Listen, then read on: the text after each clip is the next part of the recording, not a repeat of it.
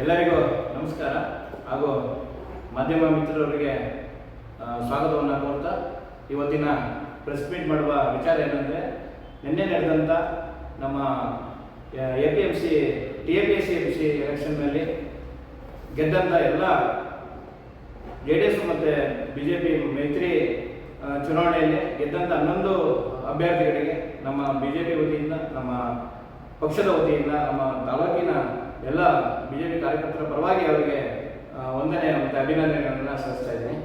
ಹಾಗೂ ನಿನ್ನೆ ನಡೆದಂಥ ಏನು ಚುನಾವಣೆಯಲ್ಲಿ ನಮ್ಮ ಪಕ್ಷದಲ್ಲಿ ಒಂದು ಜವಾಬ್ದಾರಿ ಸ್ಥಾನದಲ್ಲಿ ಇಟ್ಕೊಂಡು ಉಪಾಧ್ಯಕ್ಷರಾಗಿ ಭಾರತೀಪುರ ಪುಟ್ಟಣ್ಣನವರು ಒಂದು ಬೇರೆ ಪಕ್ಷದ ಬ್ಯಾನರ್ ಅಡಿಯಲ್ಲಿ ಇವರು ಕ್ಯಾನ್ವಾಸ್ ಮಾಡಿರುವಂಥದ್ದು, ಚುನಾವಣೆ ಪ್ರಚಾರ ಮಾಡಿರುವಂಥದ್ದು ನಮ್ಮ ಜಿಲ್ಲಾಧ್ಯಕ್ಷರು ಮತ್ತು ಮಾಜಿ ಸಚಿವರಾದ ನಾರಾಯಣಗೌಡ ಅವರ ಗಮನಕ್ಕೆ ಬಂದಿದ್ದು. ಇದು ಪಕ್ಷಕ್ಕೆ ಮುಜುಗರ ತರುವಂಥ ಒಂದು ವಿಷಯ. ಪಕ್ಷ ಆ ಒಂದು ಉದ್ದೇಶದಲ್ಲಿ ಅವರ ಆದೇಶದ ಮೇರೆಗೆ ನಾವಿವತ್ತು ಪಕ್ಷದಿಂದ ಅವರನ್ನು ಉಚ್ಚಾಟನೆಯನ್ನು ಮಾಡ್ತಾ ಇದ್ದೀವಿ. ಮುಂದಿನ ದಿನಗಳಲ್ಲಿ ನಮ್ಮ BJP ಕಾರ್ಯಕರ್ತರು ಯಾವುದೇ ಅವರ ಮಾತಿಗೆ ಕಿವಿಗೊಡದೇನೆ ಪಕ್ಷದ ಸಂಘಟನೆಯಲ್ಲಿ ತೊಡಗಬೇಕು.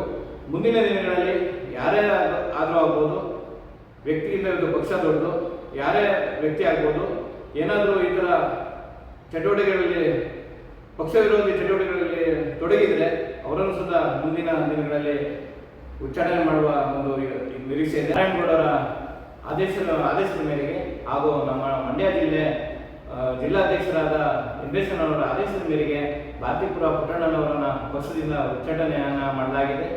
ಆದ್ದರಿಂದ ಮುಂದಿನ ದಿನಗಳಲ್ಲಿ ನಮ್ಮ BJP ಕಾರ್ಯಕರ್ತರು ಅವರ ಮಾತಿಗೆ ಯಾವುದೋ ಕಿವಿಗೊಡಬಾರ್ದು, ಸಂಘಟನೆಯಲ್ಲಿ ತಾವೆಲ್ಲ ತೊಡಗಿಸ್ಬೇಕಂತ ಹೇಳ್ತಾ BJP ತಾಲೂಕು ಅಧ್ಯಕ್ಷರು ಸಾರಾಗಿದ್ದಾರೆ.